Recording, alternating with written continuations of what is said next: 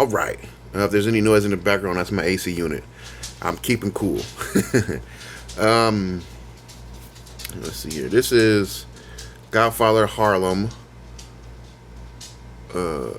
season 2, episode 4. This is actually one of their better episodes, believe it or not. Well, I don't know why I'm saying believe it or not, but it turned out to be one of the better episodes that I've watched in this series. So I guess I'll just start at the beginning and work my way all the way through the episode, even though I normally don't do that. But today I'm of sound mind and body. It's probably something I'm only person that's gonna laugh at. Yeah, so it starts off with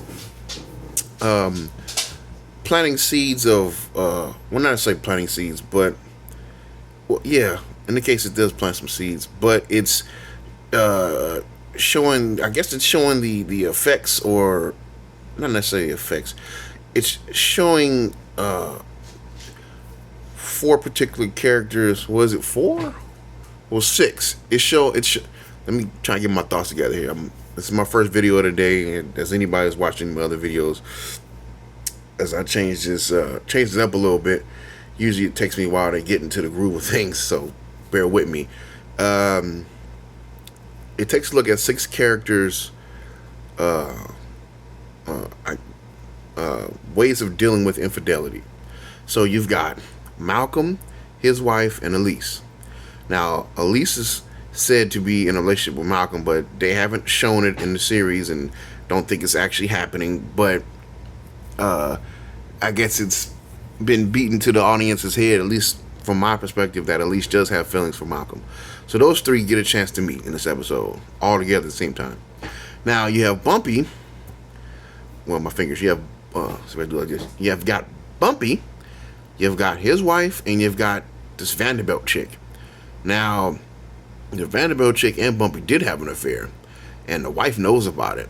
And the wife and the Vanderbilt chick have to work together to spread the message of equality and the struggle of black people, which I think is it's good as getting put in the format. I don't have no problems with that.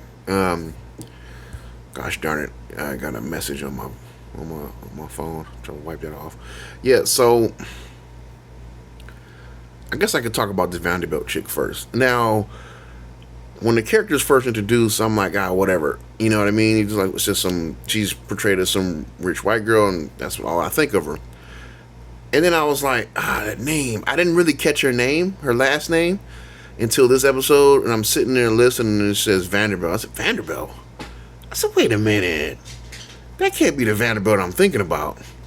This is, do your research. I suggest you do your research on this Vanderbilt character. So, in today's world, we have Elon Musk and Jeff Bezos and probably even Mark Zuckerberg. I don't know if I put Marcus Zuckerberg in that dang category, but definitely Bezos and Elon, more so Elon. But these are these guys that are touted as self-made cajillionaires and things of that nature, and innovated their fields and made life easier for everybody all across the board. Vanderbilt is the same thing, but he's in that small group of individuals who were the first to do it in America, period. So that's when I finally realized her last name was Vanderbilt. I was like, nah, it can't be. No way. Not necessarily, she's not the Vanderbilt. She's a descendant of the Vanderbilt. That makes any sense. Of course it does. Hopefully it does. But now enough of that. So yeah, they take a look at how these 6 characters deal with infidelity, but it ties way deeper into the story. So I guess I'll spend some time on the Malcolm issue. So they're getting to, at least in this series, I don't know what year they're up to as far as things are going in the series, but I don't think Malcolm X was assassinated to the late 60s. I might have to double check that. I could be wrong. But they're pushing that narrative real strong. I mean, I know the outcome because I was taught that anyway, but they're pushing that narrative. They're pushing that really hard now. They're showing who may be possible of committing the act and who may be responsible for it. at least plays a part in that because they're using that to kind of like smear his name. Oh, he's sleeping with her. He's got her pregnant. This, that, and the third. And he also showed the FBI's uh, snooping ways. I guess is the best way I could put it towards African American leaders of radical groups or whatever. They show that. But the interaction between the three of them is somewhat peaceful. It's not overly uneasy, I don't think. Now the bumpy interaction is quite uneasy because actually something actually did happen there. But it winds up turning out for the best.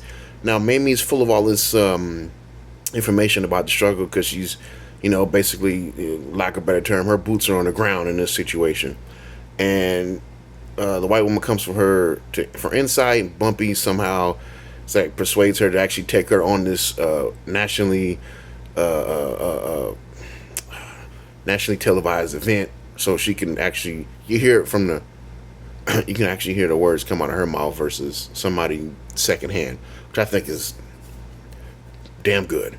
All the while, there's another smaller story taking place inside this episode. It's involving the Lovebirds. Now, at this point, they've killed the main man. Not necessarily the two Lovebirds, but one half of the remaining half of the Lovebirds. Chin's daughter. She's killed she shot a maid man, and then the guy who works for her father killed him. So they're both up shit creek at this point. They still have a paddle, but they're up shit creek. She involves her boyfriend's mother in the situation by telling him that he's dead, and the guy that's involved with it pretty much knows the outcome of this, and it's like, yeah, she's got to get out of here. So $5,000. Now you gotta calculate for inflation or whatever the phrase is. You gotta do the math to figure out how much that really is at that particular time. It's a lot. It's quite a lot of money at that time. The early '60s, if I think they're still right there, $5,000, a lot of money. So he gives her that in the hopes that she'll just leave town, but she wants to stay strong. And my life's here. I'm not moving. This, that, and the third. Puts a gun to her head. Okay, I'll move. I mean, I'm trying to make a joke out of it, but you got to get up out of there. What else happens? Oh, okay. And I guess the main story of this whole episode is how tricky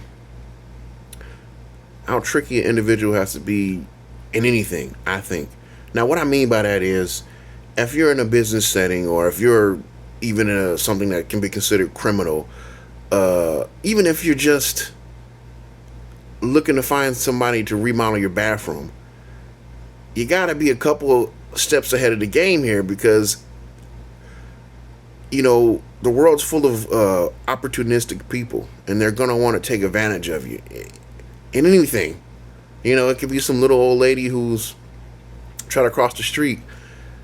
She just doesn't need help crossing the street. She probably has ulterior motives. I hate to think like that, but it's pretty much true in America. It's pretty much true, right?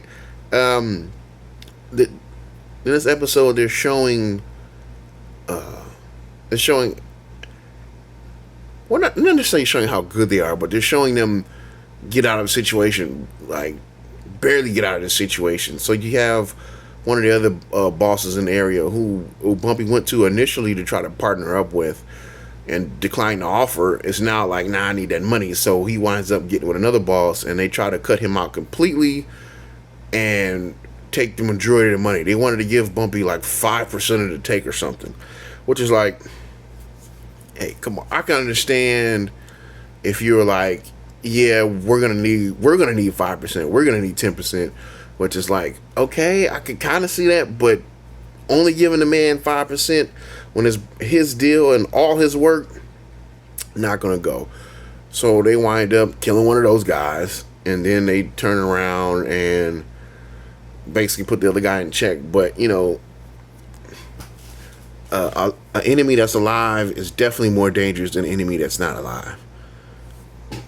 We'll see where this goes. I think there's only 2 more episodes that are available, to me anyway.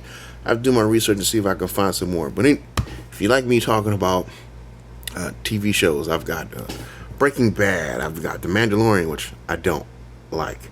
I did the miniseries on Chernobyl. Doing The Americans right now. I'm doing The Wire. Go check those videos out. I've also got a few movies sprinkled in there. And subscribe. If you could. Hit that little button to subscribe for me.